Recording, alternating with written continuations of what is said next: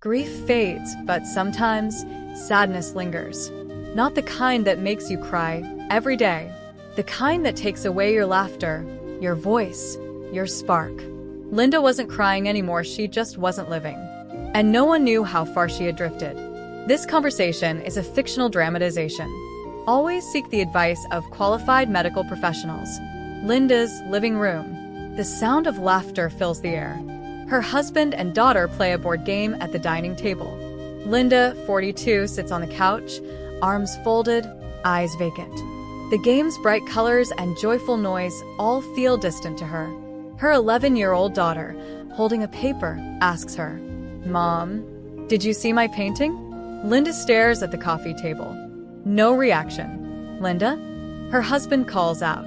She blinks, nods faintly, but her lips remain sealed.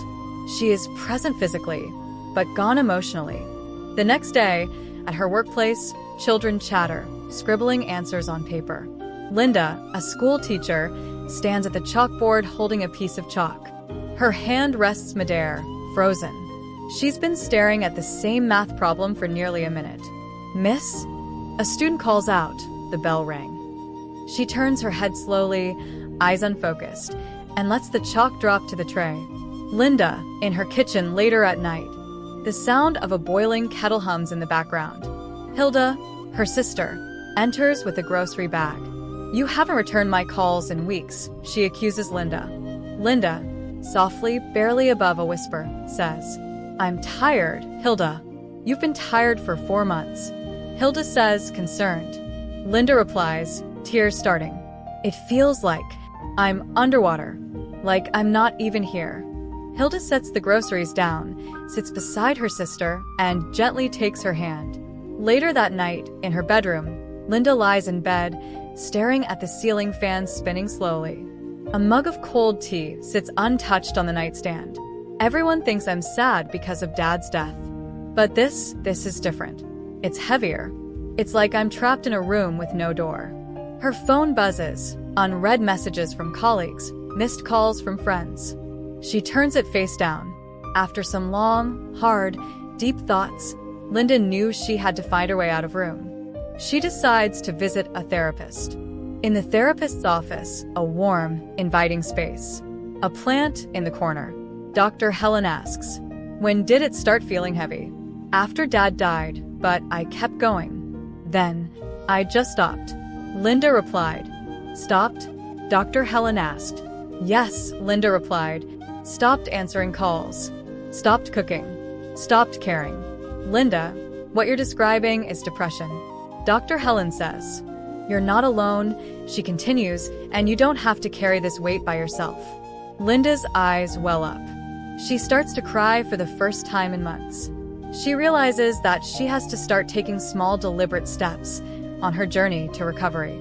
She stands by the window, opening the blinds to let sunlight in. She waters a neglected plant on her balcony. She writes, "Walk to the park, 5 minutes," on a sticky note and places it on her fridge. She smiles faintly while petting her daughter's hair as they watch TV together. During her second visit to her therapist's office, Dr. Helen asks, "You've been taking walks?" Linda, nodding, replies, "Small ones. And I started cooking again. It's not much, but it feels like something." Some days later, Hilda visits.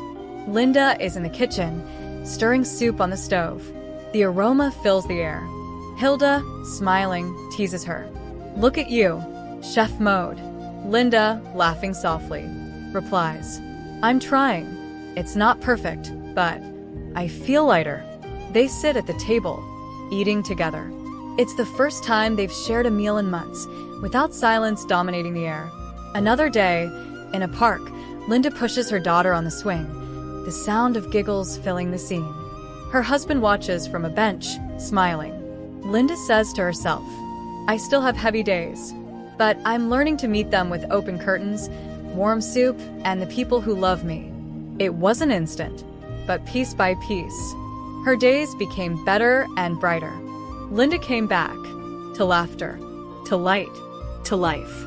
If you or someone you know is struggling, you do not have to carry it alone.